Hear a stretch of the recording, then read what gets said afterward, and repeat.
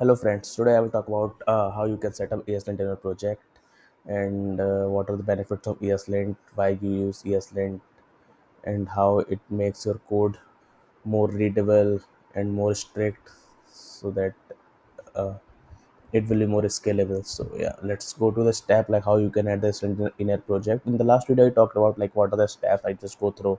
So here now we talk about the implementation, how we can implement, yeah, how you can implement it in a project. This is ESLint. So yeah, so if you working with the ESLint, so this is the note that you first need to think like from Angular version 13. Angular does not use TSLint anymore due to depreciation. So means if you have TSLint, it is not getting used here. So we will update our configuration now. So this is not in use currently. So let me show you like how you can add ESLint in a project. You can use, so to add ESLint in a project, what you can do, you can add this package in your system, in your project. So let me add it.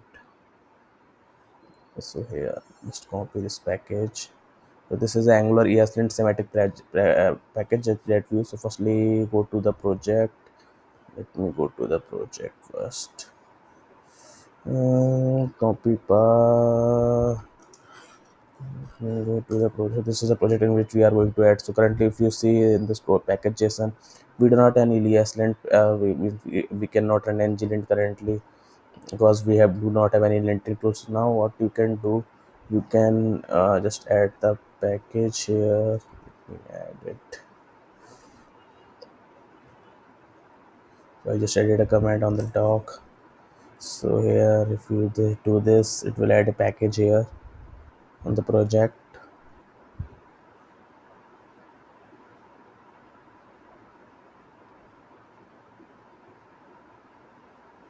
So now you can see what changes it will do.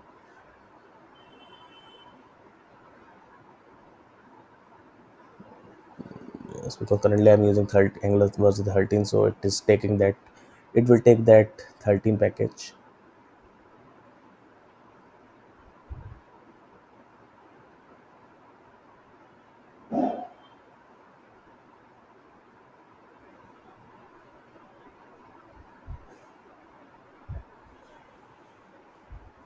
So it's currently installing all the packages that we need for ESLint.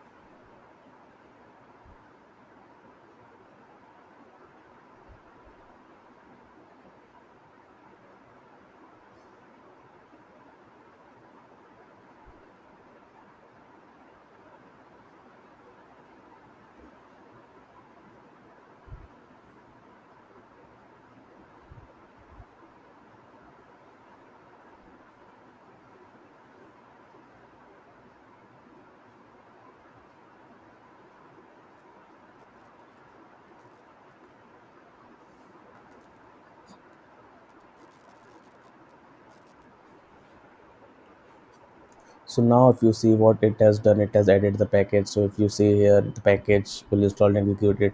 So what it install all the dependencies that is related to that. So if you see here, please see this, how to add it into the project. So if you see now package JSON, it is updated now.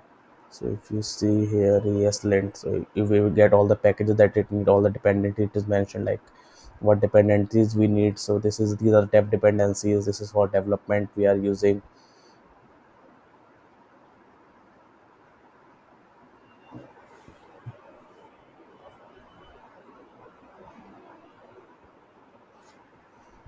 Now it updated the command also nglint, so you can now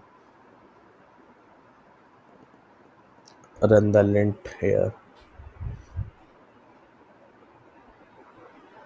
So the first steps is done, like we have added the packages that we need for the linting the project for adding configuration on the project. So now if you run the command nglint currently, so let's see what how currently it is working. Currently this is 13 version and we have configured the tslint currently, so it will throw an error to show you that. So it will throw an error.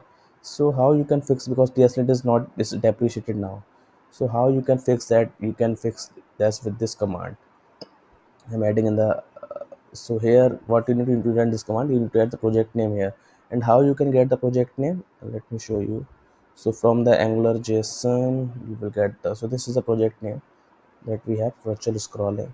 So just take the name and just install this package also. Means what it do it will use tslint to eslint configure to migrate or eslint automatically. It will generate, so it will generate a new lint file and migrate tslint json to it. If you are getting some error, trigger this command. So yeah, this is I mentioned, like this tslint is not in use, and this is not in use, and now we will use eslint, so it will generate a new configuration file and you can work it accordingly. So if you see here what it do, it deleted the eslint, it added a new eslint json file, and it updated the angular json also and package json also. So now what it do, so it added this configuration eslint. So if you see all those, I will give you all those what are these values they added, so I will give you brief on all those things also. So if you see code what it has added, so if you see this added the new file and packages I already shown you, so what packages they added. And in the angular json what it updated, so if you see here in the angular json it updated this command. So if you see lint, so now we are using this angular lint, and what patterns it will follow. So currently we are adding the rules on the ts and html file. Generally we, yeah, add the lint on all those files. So if you see here what we have done, we have run this command to add the lint project and we have this. So now if you run the nglint, let me show you.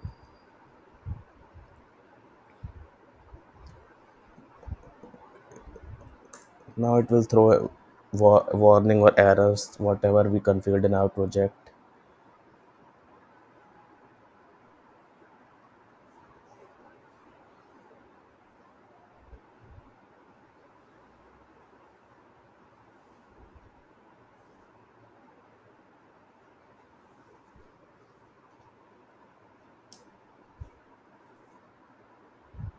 So now you can see the command is running.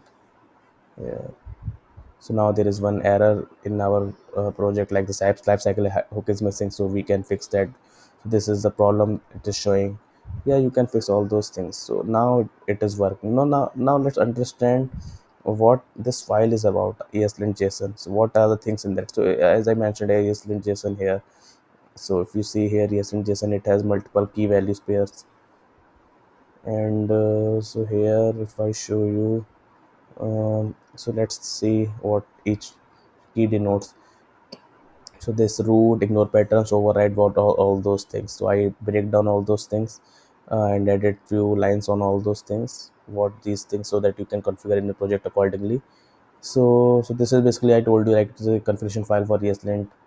It is for an angular project, and means it is a popular linting tool to make code more standardized. So if you see here, we have root property. So root property, it indicates root configuration for the eslint file. And ignore patterns, what patterns we need to ignore. So if you see here, ignore patterns, so means we need to, where we need to run this thing, pattern of file that it should ignore. In case it ignore all the file project and directory subdirectories. And what things we need to override. So in the override we will add what files we need to cover, like TypeScript or HTML files. So I added the configuration for these two files, TypeScript files and for the HTML files. For the TypeScript, what we have done, like TypeScript has TS extension, so we have added that. So if you see here TypeScript extension, so we have added files. And in the parser options, like it what what is the rule we need to define. So as we know, we have ts config json, so in this we have defined some rules, properties. So if you see ts config json here, it has some defined some rules. So it will follow these rules currently, consistent names, all these properties, these are the rules And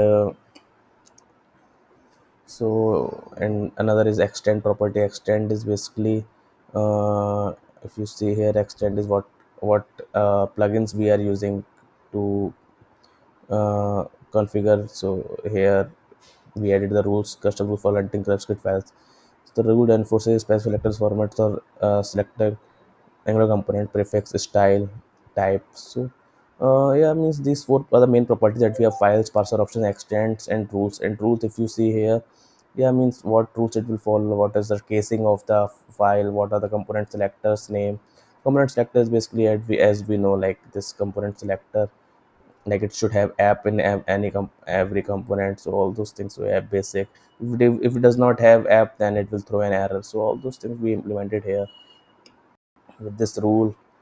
And this another is the directive selector rule, so it means it should have a use camel case. So yeah, means these are three properties. And now with, let's go to the html file. For html file we have a normal default configuration, like files, extents, and rules.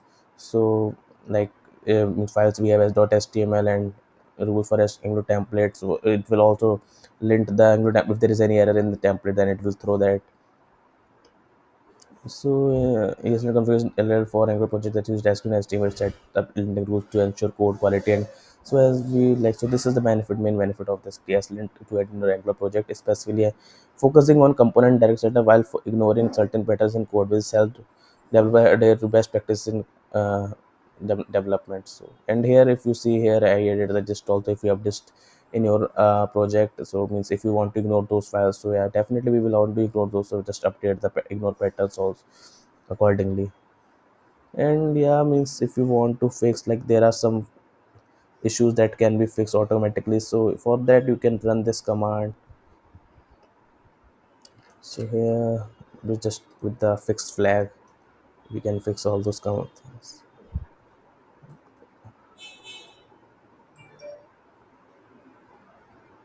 So I'm just running this command.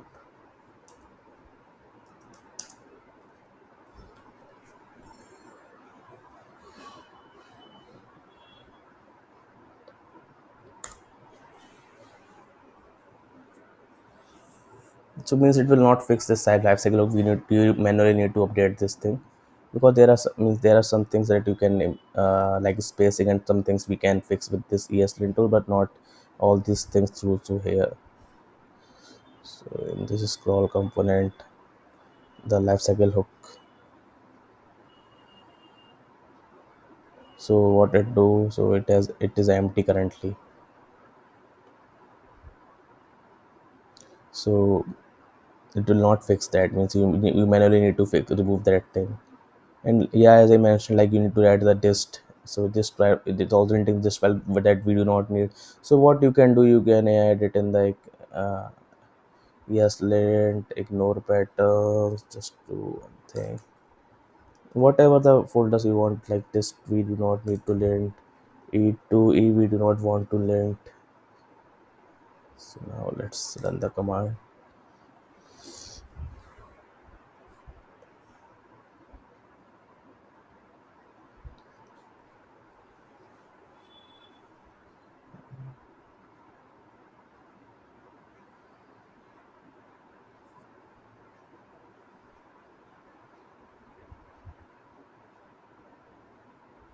So now if you see here, it will only see the project files and not other files, other folders. Yeah, so this is all about linting. So in the next video, I will tell about like how you can configure more rules and all those things. Yeah, thanks guys for watching. Do like, subscribe my channel. I will create more videos so that it will be more helpful to you.